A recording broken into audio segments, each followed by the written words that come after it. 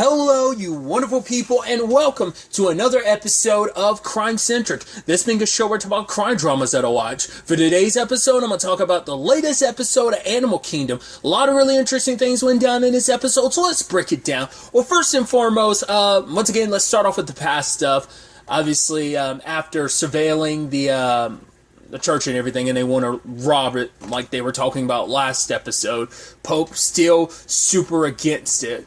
But regardless of how he feels about it, their mom still kind of drags him into it, and Baz is like, yo, come on. They robbed the place, but someone shows up. And Baz kind of gets mad at Pope later on. They got away with some cash, some stuff, as well as the safe. But Baz is like, you said that we'd have 2 hours. It's like, well, to be fair, Pope's only been there for like a week or two. They even say it later on, so it's not like he'd know the ins and outs of the place. Besides, two, he didn't want to rob the place in the first place. To be fair, you should have done your own due diligence, but they probably were counting on Pope to do his. It's interesting because we end up finding out, I guess Baz is the one that gave Pope his nickname of Pope by being like, because Julie was like, oh, you should come, like, hang out with us and stuff like that. And Baz was like, Pope Andrew? He would never hang out with sinners like us. So it's like, okay. So I'm assuming it's basically him being Pope Andrew was like, Pope is like an inside joke. I'm surprised I guess he eventually got over it. But I guess it's probably his mom who made it stick. But considering the history behind it, you would think he'd want nothing to do with that nickname. I mean, he doesn't mind people calling him Pope. I guess it's stuck. I guess after a while he just kind of gave into it. And I guess it's like, I bet you his mom's the one that's like, oh, Pope, I like that. That'll be your new nickname. I'm sure his mom made up a thing of it, and it probably irritated him at first, but it's just like, right, he just kind of gave into what his mom wants, like he typically does. So they end up breaking open this safe, and it ends up being like an ancient, like a kind of a very like old school Bible that probably would be worth some money because it is pretty old. But what does Pope do? He returns it. But the priest finds him, and he's like, oh, you're the one that broke in there. And Pope hits him. Because I think Pope is just lashing out just because...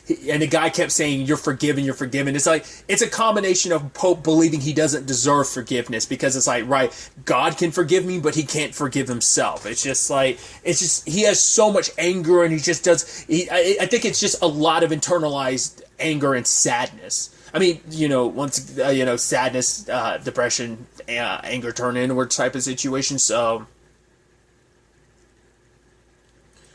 But despite what Pope did, right, he's not going back to that place. Because even Baz was like, your mom's never going to let you actually go back to that place. Her wanting to sell the Bible, asking him, like, how much it's worth and stuff. It's just, I think all of it just finally made him snap. And he just lashed out at the priest because the priest just was like a physical representation of just everything he was kind of going through. So his struggles between wanting to go to this place that's kind of his, but haven't taken away by his mom, but also being taken away because of the choices he made, and, because I think he almost wants to be in a position where it's like, I want to get caught. I want to, like, go ahead, like, wait, you're forgiving me? Stop trying to forgive me. And he kept hitting him over and over again because it's like, right, God doesn't forgive me. God won't forgive me. How can God forgive me when I won't forgive myself?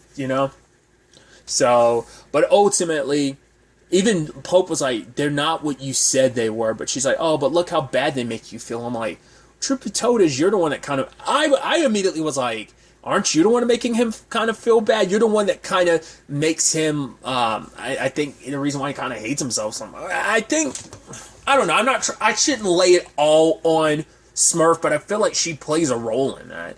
And it's like, right, baby, never apologize or feel guilty for being who you are, especially with me.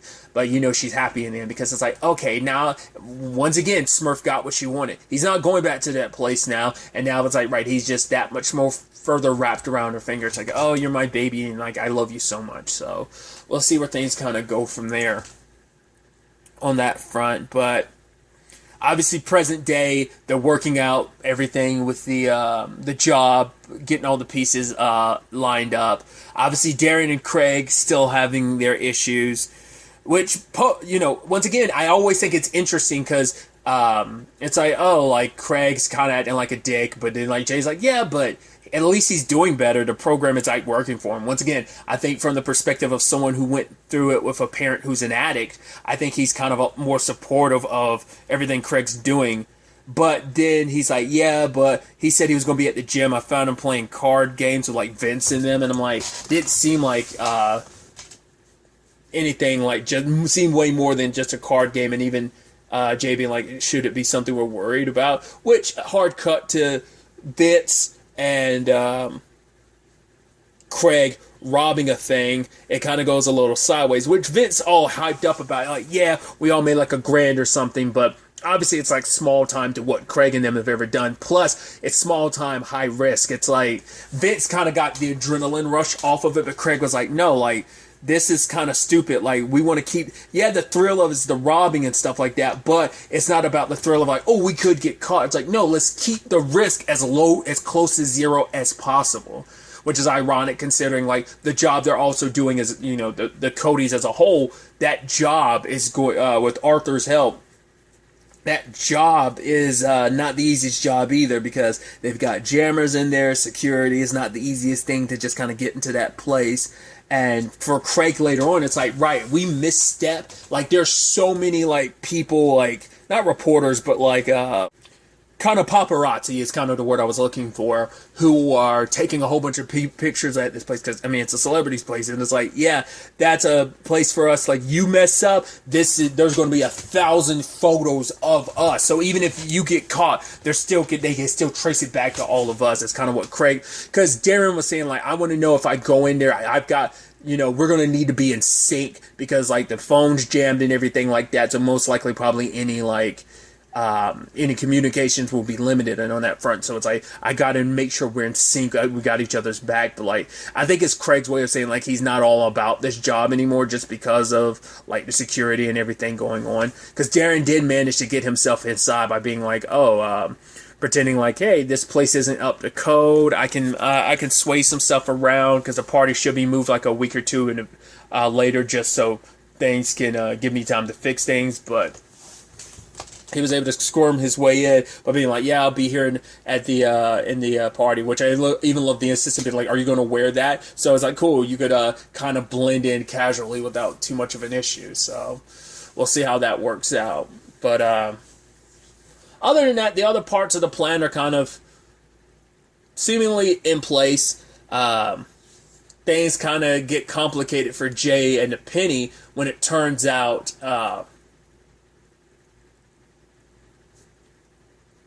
I thought it was interesting that when he rolled up and his opinion is like, well, my boss has kind of got a short amount of time, so if your uncle's not going to be here soon, we can because you can almost see like Jay being like, oh, like we were just having fun earlier, like why is this happening? It's like, well, for one, her boss kind of treats her like shit. Plus, on top of that, her husband came home early, so he took time off and took an early leave and came home. So she's kind of stressed out about it because she's like, if I didn't get home when I did, if I didn't get home before him, like it could have been an issue. So, but Jay's almost like, yeah, but I already knew you were married when we kind of got involved, but she doesn't want to like jeopardize her life and her marriage. So. And even Pope being like, yo, what was that about? And he's like, it's nothing. It's like, yo, she's married. He's like, yeah, I got it under control. He's like, yeah, but you don't know. Her husband could be an issue. He can come after you and kind of blow up our whole situation. It's like, there are literally plenty of women in the world, dude. Why you have to get involved with a married woman, you know? I think it's just because on some level, you know, they all have their vices. Like, once again, Jay hasn't always had the best pick with the ladies. Once again, the last like committed relationship, quote unquote committed, was like once again was with Mia. So we saw how that played out. So I don't see this situation having a happy ending. It's interesting because he ends up telling, was it Pamela's granddaughter? It's like yeah, because she later on is like, oh, I'm going back to California or something like that. And it's like, oh, because Jay's been avoiding her, and it's like, okay, so, yeah, I met someone and it's serious. I'm like, I think that's so interesting. It's like, well, I guess he's like, nah, you're feeling what I'm feeling, which turns out she actually is. I was wondering, like, are you kind of pulling a little bit of Pope here and just kind of seeing what you want to see? Maybe there's some truth to that. But she kind of gets on Jay. It's like, oh, I kind of see how it is. Does she know which side of Jay does she get to see? And he's like, she kind of talks about his situation, like the criminal side of things or kind of the rough background he's from. He's like, well, you don't know me. She's like, yeah, from once there's something we can agree on. So it is, I guess it's like what was happening between them was serious, but it's like, yeah, I know who and what you are. Like, does she? Like, what side of yourself do you present yourself as? It is kind of interesting that innocent kid that he kind of was before he got dragged in all of this. I mean, we never really got to know Jay before. Once again, the moment we got introduced to Jay was when Smurf brought him into the family. Well, brought him into the fold. So we never really got to know like who Jay was before all that. Probably like everything with Julia. He was probably already kind of heading down a rocky road himself. Like, it probably wouldn't be where he is to this extent, but I mean, that isn't a guarantee, but I'm sure, like, I'm sure there's a statistic being like, yeah, you come from a complicated situation like that, he'd end up in a similar, maybe not the exact, but a similar situation to where he is, like, in the criminal world, because I think it just depends on, like, because sometimes things work out and you can end up on the other side of the pendulum, and sometimes you can swing. I mean, for one, it's just like your mom was not only addicted to what she is, but it's also the family business, which your mom was a part of too. She tried to keep, I think, Jay as far away from it, but irony is all of that life sent her spiraling and led to her drug addiction and I think eventually her death. And now it's like, yeah, the moment you died, what happened? Your mother swooped in, grabbed him, and now he's a part of that. He's been a part of that for years now. So that's the sad irony behind it. So like I said, I'm just assuming like even if Jay never came to live with his uncles, I think from his circumstances and just because it's still in his blood, it's in his family, I'm sure Julia's upbringing with Smurf and Andrew, just everything going on in that household, like probably affected the way she raised Jay too. So like it probably trickled down in not just one or two different ways, a whole multitude of different facts. Because like we are a combination of our experiences are what make us who we are. So, and I'm sure those experiences we end up kind of passing those on to potential children because they affect how we would raise a child. Those experiences. So I think that all probably played a pro. Just my point is like I feel like Jay's just predisposed to this life. So. There probably was no, like, technically innocent Jay. He might not have been doing this at this point in time, but it would have potentially happened eventually. It's just kind of what I was getting into, so.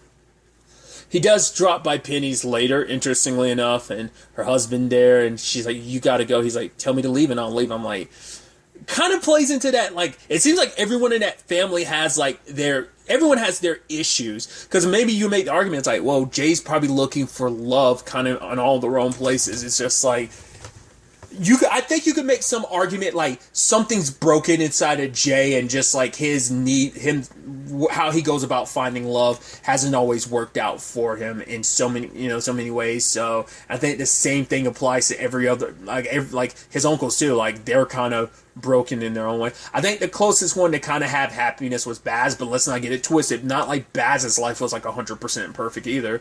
It's like, he was having an affair behind his wife's back and everything, so there's all of that too, so. Which, speaking of Catherine, we did get a little bit of an update from Detective Thompson, because she ended up visiting, I guess he was either one of Pope's many cellmates that, like, in the sense that, well, yes, but more so like he was either the last one Pope was with before he got out, or because she said like, right, you're the only one that's lasted a week, longer than a week. Because I guess eventually Pope like finally like always snapped on one of his cellmates, and I guess Homie was just like, yeah, probably stayed the hell out of his way. But apparently while he was in prison, Pope, all he did was talk about Catherine like she was his wife, which we know she wasn't. She was Baz's. So, but it's like, yeah, he was so excited to see her now. And Detective Thompson's being like, all right, so maybe it's like, she's probably already writing the narrative, like, right, he wanted to be with her, she rejected him, he snapped and killed her. I'm sure it kind of comes down to that, which, I mean, there was a level, but I think it's more so like, because, do correct me if I'm mistaken, but maybe he killed her by accident, maybe that was kind of on him, but didn't Smurf order him to kill her? Because wasn't she, like, going to turn on the family? Wasn't she an informant? maybe a more willing informant than, because Adrian was kind of like put in that position, but I want to say because this was like season 1 stuff. No, maybe season 1, season 2 stuff. So it's been a while, so I don't remember as clearly. So do correct me in the comments down below. So at the very least, she's making headway that way. Another position she's making headway is with Taylor, who he gets like a messed up arm, so Pope takes him to the hospital, and it's like, yeah, I'll pay for it and everything, and ends up running into Amy, which I immediately was like, I don't think I know who Amy is. Off the top of my head, with their interaction and the cross around her neck, I vaguely remember, wasn't there like a religious lady, like, I mean, maybe this was more recent than I thought it was, but I feel like it was like super early in the show, like maybe season 1, season 2, something like that. It might even been season 3, like after Baz died. But didn't he like meet and like kind of get very close to like a very religious lady? I don't remember what the circumstances were. Because I was about to say, like, was this the lady he met? I'm trying to remember. I feel like there was some lady, like, I can't remember if she did drugs and she got clean, or am I thinking about the mom from I think I might be thinking about the mom from last season he met and helped out. I don't remember Amy's circumstance. It feels vaguely familiar, like him getting close to a religious lady, but I don't remember the ins and outs of why things went sideways. Well, I decided to go ahead and look it up anyway. It turns out I was right. It was a season 2 storyline. Apparently, she was pretty prominent in it. Met at church and stuff. So I was like, okay. Which is also interesting too, because I didn't remember all of that, but now it adds all this stuff about church and Pope's past. They probably wrote it specifically to kind of add layers to it. So, but I remember things didn't work out. I just don't remember what the circumstances were. I don't know whether like Pope scared her or something like that. He did something that scared her, or he purposely walked away from her. I don't remember it. Either way, that was kind of an interesting, I mean, because I quickly Googled it. Obviously, a lot of stuff that's like, oh, with her introduction to the show, could she be another angle that Detective Thompson can kind of come at this from? We'll see. But regardless, I thought it was interesting how Amy was like, oh, it's nice what you're doing for these kids and this kid. And Pope's like, oh no, like, because he's like trying not to be like, oh, I'm some good-natured person. He's like, no, it's just kind of like, it kind of is what it is.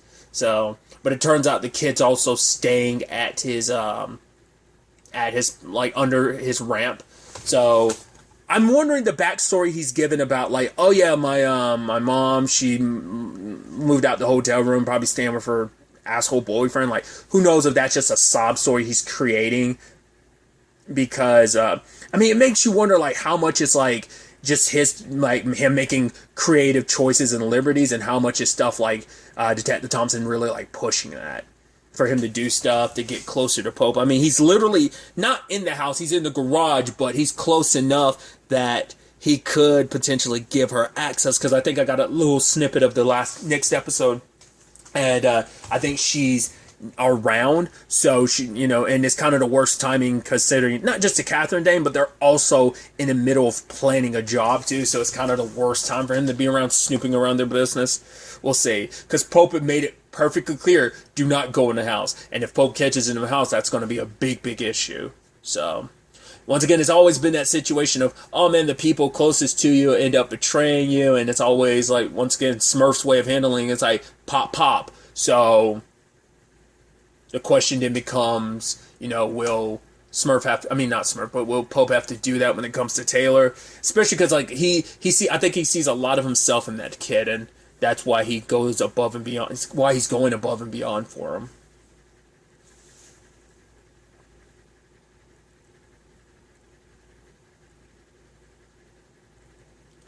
Then, also on the Darren front, there's the whole situation with the son of a beach situation. I was like, oh yeah, I forgot about the hell Darren kind of put those guys through last season. It's like, well, that guy rushed to sell his place because all the shit Darren was putting him through. So the new owners are like, yo, we will give you like 3% of what we made just for you not to fuck with us. It's like, yeah, we made a pretty good penny back with our other business, so give it some thought. he brings it to Jay, and Jay's like, yeah, you can get that boosted up to 5%. That way it kind of covers, because it might cut into his business, but it's like, yeah, get it up to 5%. That should kind of cover any leeway, a margin of like any money or opportunities you might be missing out on because of their business. So, and then there's the, once again, I brought it up earlier, the Craig and Vince thing, and Vince actually made Craig a bike, and I'm still flip-flopping on this dude. Like, I don't think he's a cop, but he seems so damn suspicious. But he's also, like, it's interesting because it seemed like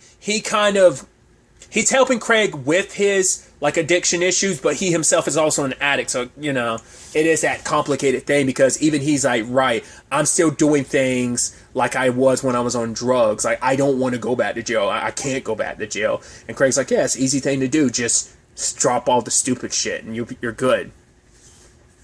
Because he was like, yeah, Craig gave him the, like, but the moment, like, Craig had said that to him, he didn't look like, damn, like, earlier when he met Craig, in between scenes, he could have just been like, right, sat on what Craig said for a while, and it finally hit him, but it just like that look on his face, it's just like, it seems like he wants to drag Craig deeper into stuff, because he's also pulling Craig a little bit away from his family, but to be fair, like, his family is a lot of his triggers and his issues, and it's like, he's like, yeah, they want me, like, drunk or high, like, they like me like that. It's easier for them, you know, and he's trying to figure things out, because we don't know if he's been able to repair things with Ren.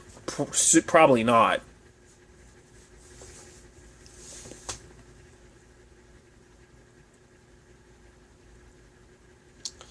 I'm so fascinated to find out, like, what happens with that whole Vince thing. Well, also, like, the Ren thing, too, because I do feel like, because of everything she was up to last season, that makes me go, like, she's got to be, like, still keeping that up, and that might be an issue in itself. That might be a way in, because she's going at this from the Pope angle, because Pope is her, like, main focus, so I don't know if she's even really focusing on the other Codys and using that as an opportunity. We'll see.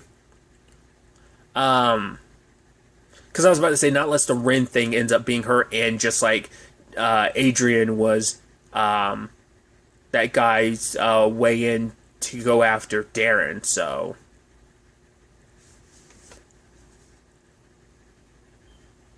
maybe she could use Ren to potentially go after Craig, and that could be a whole thing, especially with the whole element of, a brother turning against brother, and especially if he finds out, wait, Pope killed Catherine. It's like, that might make him go like, whoa, you know, save your own bacon. Maybe everything with Vince will make him go like, oh, it's time to look after yourself. You know, you got to put yourself first before your family. You don't want to go to jail for your brother type of, I don't know.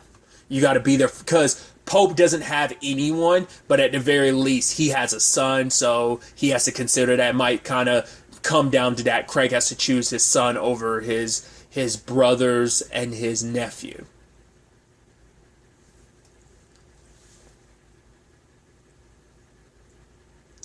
There's just so many different ways and angles that this could all kind of be tackled from, so it's definitely going to be interesting to see what choices they end up making, you know, storytelling wise. Once again, this job, I don't think they're 100% set with everything currently, but they are making headway. It was interesting when Jay got the septic tank truck. He ended up talking to a guy that was like, oh yeah, you know, they're like tearing down your mom's, like, the buildings where your mom's old place was. And Jay was almost like, oh really? Because I guess he's avoided keeping tabs with that and stuff. Because I was about to say, didn't they go to that place last season? And I was like, no, they went to one of Smurf's old, because they were dealing with their cousins and everything last season. But yeah, they went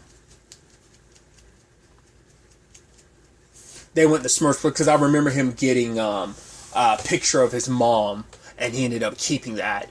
So, but him hearing about his mom, he's like, yeah, it's a good thing, like, that place was kind of a piece of shit anyway, but like, it took him a second. He was kind of like, huh. He had, you know, that's probably like, he lived there not most, but a good chunk of his life. I mean, it's also the place his mom died, so of course it's not going to probably 100% sit well with him. Probably doesn't have the fondest memories of it, but I mean, he might have some fond memories of it. That's also probably like the complication there, so I just thought that was kind of an interesting little tidbit then and there, just kind of while Jay's kind of going through his stuff. And, you know, obviously we're learning more and more about Julia in the past stuff, and they even in the first episode made that parallel, that cut back between Jay and Julia, you know, so I don't know. interested to see if that ends up being like a bigger thing or not. But really, that's all I want to talk about. Till the next time we meet, be happy, be safe, live life to the fullest, and enjoy it. Good day, and goodbye.